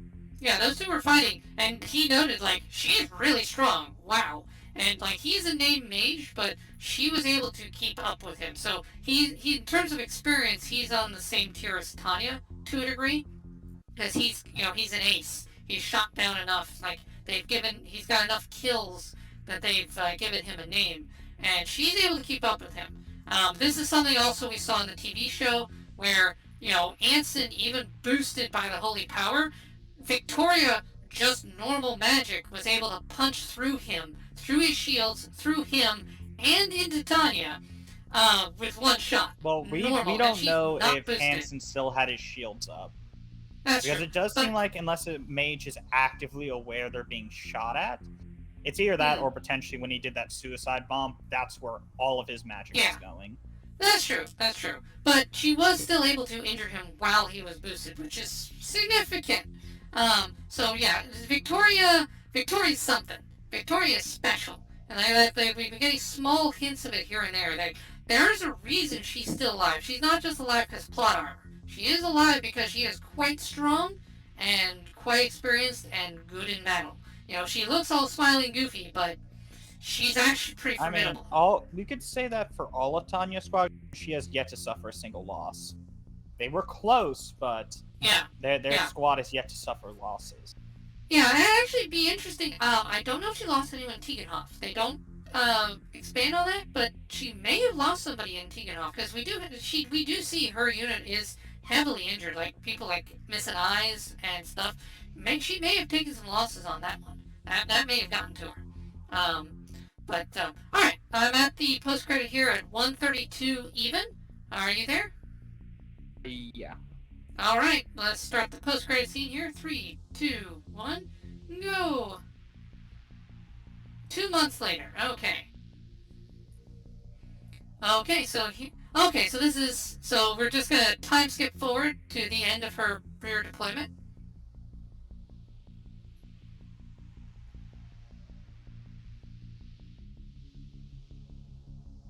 Frontline syndrome.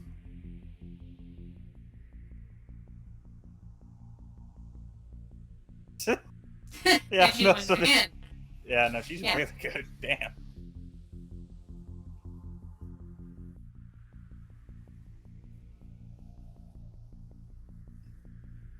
Yay, desk work, yay.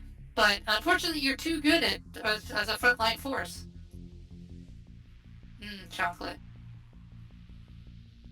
Chocolate it's at least and coffee. A little vacation for her. Yeah. Chocolate and coffee's a nice combo, gotta say. It's a good combination until you have to go shit your brains out. That's true. Well, to be fair, coffee does not actually give me any bowel stuff. For me, it does. Oh, really? Oh, okay. Oh, about 30 minutes to an hour after drinking some coffee, I will have to use the restroom. Interesting. Yeah, it doesn't have that effect on me.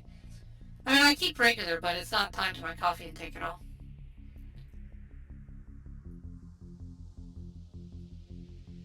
Strategic HQ is taking all of your recommendations. Oh no. Give me an entirely new combined arms unit. Oh no. The 203rd. Oh, they're expanding her. So, we're also going to give you infantry, mobile armor, and artillery. So she is becoming requisition additional forces. Oh, first combined arms unit. Oh, she's going to be more than a major, though. Strategic HQ experimental combat arms unit. Salamander. Salamander. Phase 2. So now, first she was Pixie, now she's Salamander.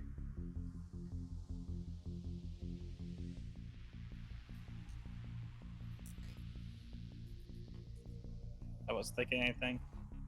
He's the one who asked. Oh. That was her recommendation. It's like, yep, you're in charge of it. She did it to herself again. She gave them a great idea, and they're like, yeah, you're the best person for it. No. You're supposed to find somebody else.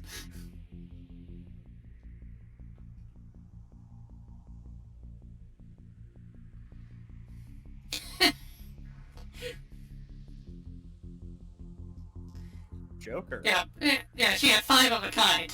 4 aces and a joker. That was Victoria's hand. Yeah, that's what everyone was astounded by. So there you go. That is the setup then for Season 2. So Season 2 will have Tanya in charge of Salamander, a unit of her own design. So considering how they're playing Victoria, I wonder if her special ability is luck. Could be.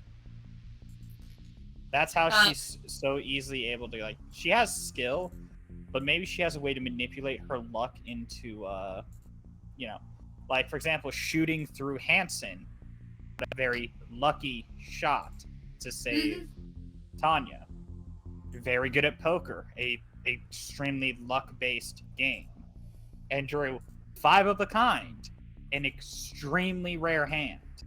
And like everybody said, she's amazing at poker, cleared us out.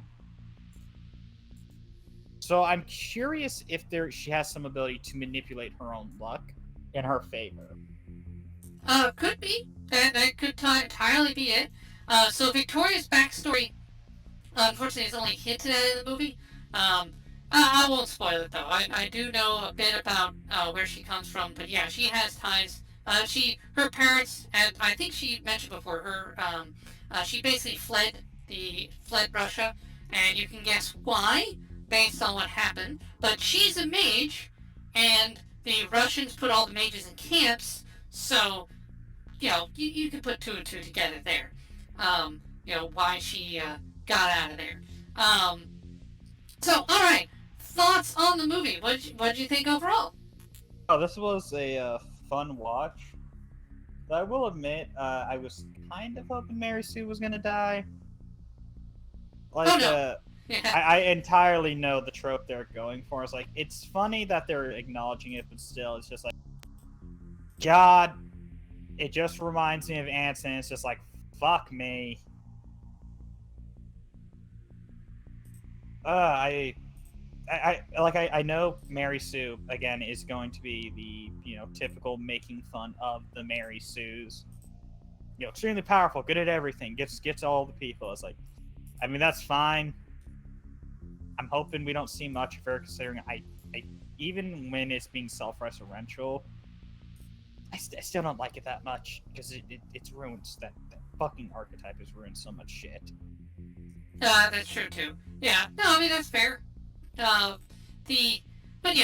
Mary Sue will be the primary antagonist for a bit. I don't know for how long, but we will probably see her throughout Season 2 popping up, because the War with the Federation is still going. So the Federation War here is the next phase. Wolfiekins, hey, smash. Okay. So you would smash the absolutely crazy, crazy Mary Sue character. Well, hey, I mean, alright, yeah, that's fair. You have arrived. Yay. Well, glad to see you. So the Federation War will probably dominate Season 2.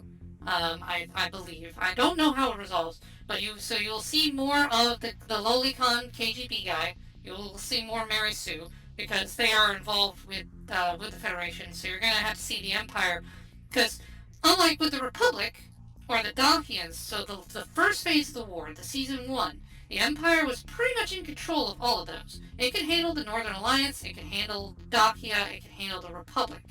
It had better forces than them. The Federation, however, because of their sheer numbers, just sheer number and landmass, much harder to deal with. Russia in the winter.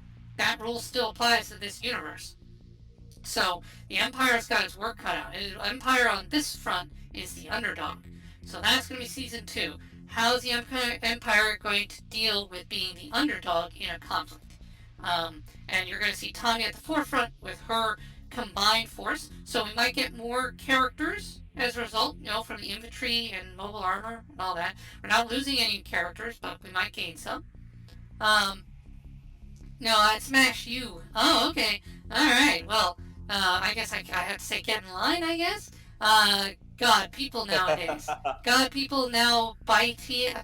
Okay, butt spot, that was a weird one. You should, instead of replacing bytes, bytes, a days with bytes, you should have replaced it with a bytes. Now a bytes. That would have made more sense, butt spot, so shame on you. Yeah, butt spots is a bot. It just randomly inserts the word bytes into things. Botsalot will turn me onto it. But hey, glad you're here, Wolf Kids. Have you seen the Tani before? Saga of Tanya and Evil, the movie. But yeah. So you're seeing the shape of season 2. Yeah, you can the what? Saga of Tanya Evil. That's what we were just watching. The anime. So we just finished watching the movie here. Don't watch it. Oh, okay. I would recommend it. It's fun. If you like your historical isekai. It's an isekai with World War I. I'm forced to work. Oh, okay. Yeah, working. Yeah. I understand having to work. Yeah. On one hand, work is terrible. On the other hand, I like eating. So, having a job, kind of important, right? So, let's see. Well, does this movie get you hyped for season 2? I guess that's a good question. I'll be looking forward to season 2. Should be a nice, fun watch. Yeah. Looking forward to seeing how all this shit plays out. Yeah. And you saw a couple of the memes here. I don't know if you've seen some of the Tanya memes before. No. They're just commies, blow the shit out of them. That's a meme. There's another one where she's like, reflecting on the nature of war and how, well, normally I would say I don't like war, but yeah, these are communists. Killing them means I get a better, my future is more secure, so I don't mind. And then you have the bit of Tanya dancing in the church there, doing the pirouette. That's another meme you will see, or GIF image reaction you'll see a lot. That is commonly used. But yeah. Now, as I said, I know the KGB guy creeps you out. He's too. He should creep you out. The fact he creeps you out is a healthy reaction. Because, yeah, the dudes... But that's the kind of person who arises to head your secret police.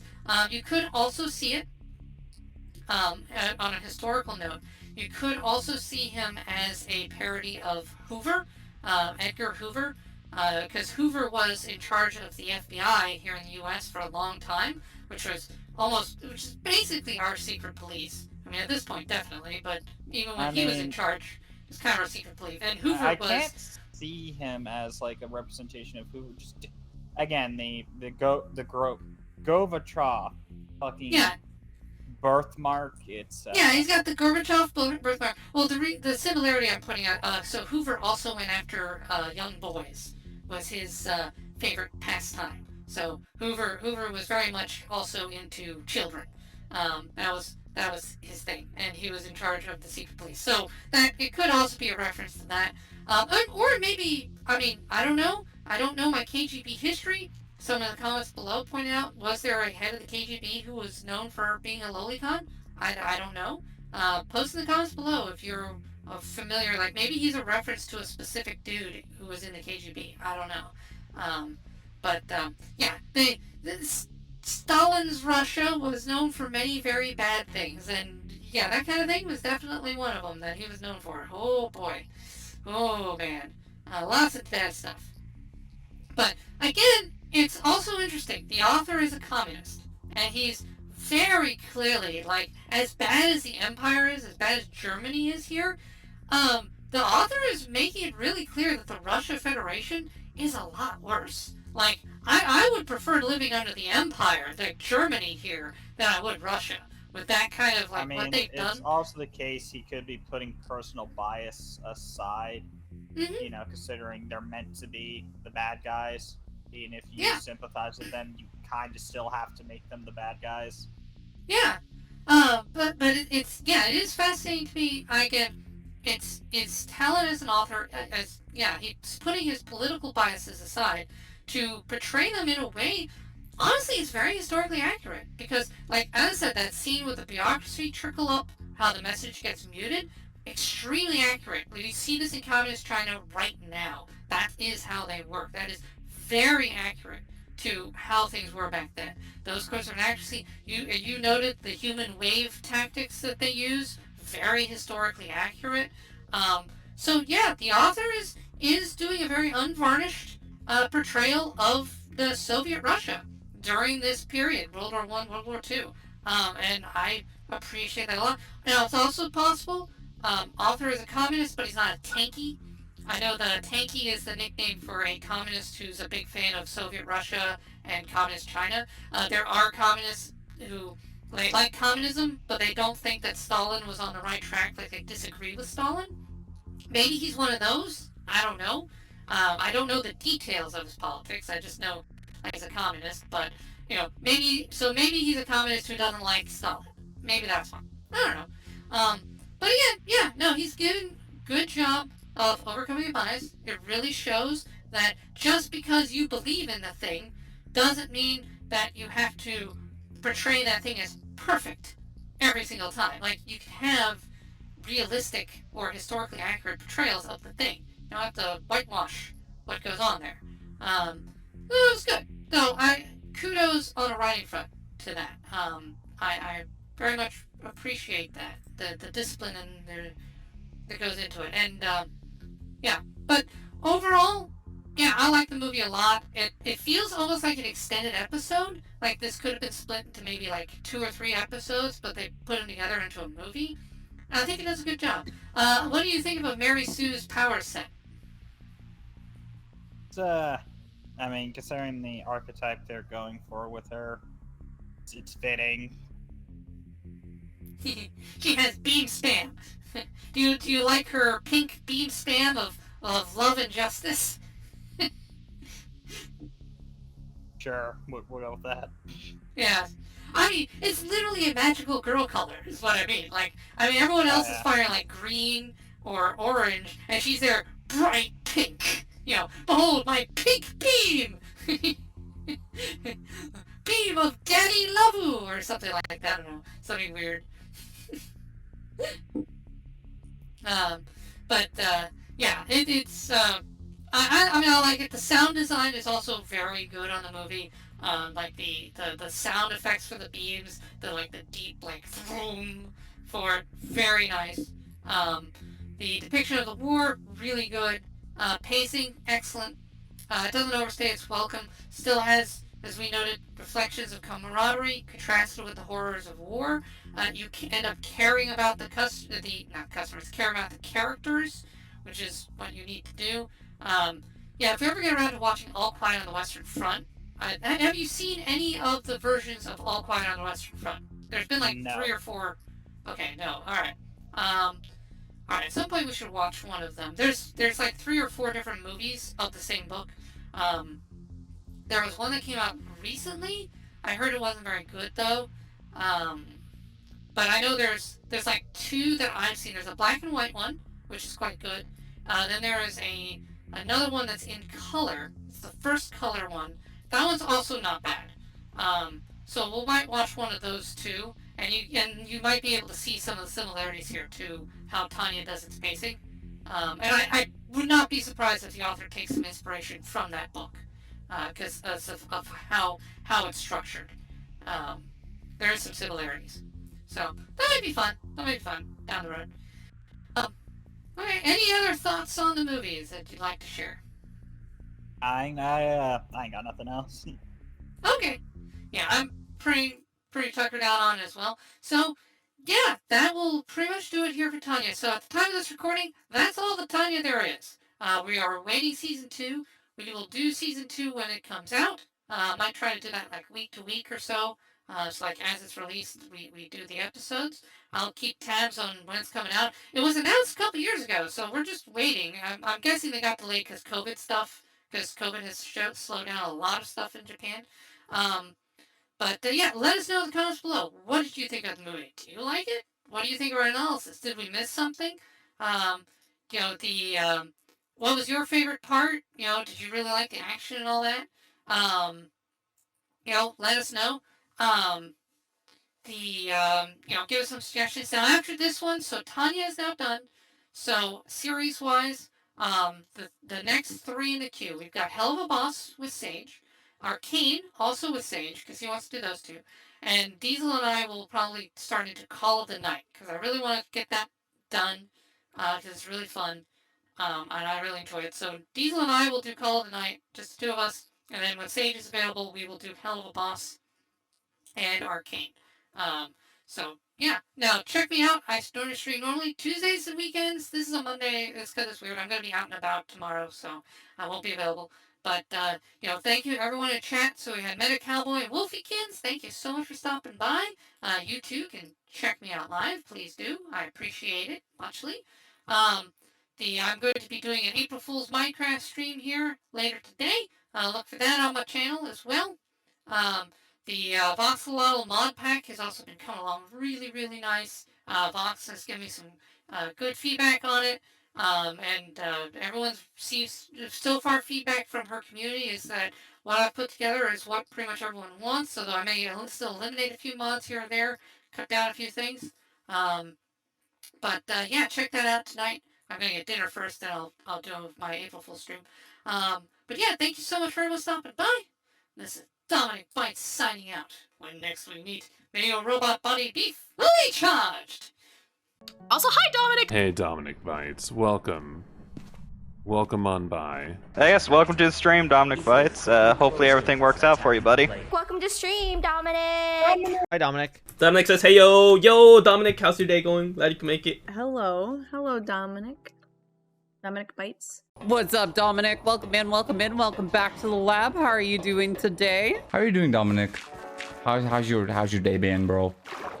You doing good? Hello, Dominic. Hello, darling. How you doing, darling? So, hello, Dominic. How are you doing? Welcome in. Hello, Dominic. Dominic! Hello, Dominic. I hope you're doing good today. Dominic, hello. Hello, Dominic Bytes. Hi. Hello, Dominic. How you doing? How's it going, Dominic? Welcome in. Mwah. Hello, Dominic. How are you? How are you doing? Welcome in. Hey, Dom. So good to see you. Hi. Hi, Dominic. Hi, sweetie. It's good to see you. Hi, Dominic. How you doing? Hi, Dominic. How are you? Lovely to see you. Hi, Dominic. What's up? Hi, Dominic. Hi, Dominic Bytes. Hi, Dominic. How you doing? Hi, Dominic. Hi, Dominic. Dominic, hello. Hello, Dominic Bytes. Hello. Dominic Bytes. Hello. Hey, Dominic. How you doing? Dominic, thank you. Can you stop slamming shit? Hey, Dominic. Dominic Bytes. How's it going? Wee. Hello, Dominic Bytes. Hello. What's up, Dominic? How are you, man? Hey there, hello, Dominic. How you doing, darling? Welcome, yeah? Dominic Bytes, you productive little devil. Dominic Bytes. Oh, it's you. How's it going, y'all? If you haven't already, definitely go check out Dominic Bytes, a super cool and lovely streamer. They're super cool. Very like synthwave, futury vibes. They do like a Byte Club Cinema stream. They're an absolute vibe. Love them. Definitely go give them a check out. Go check them out. Go give them your love.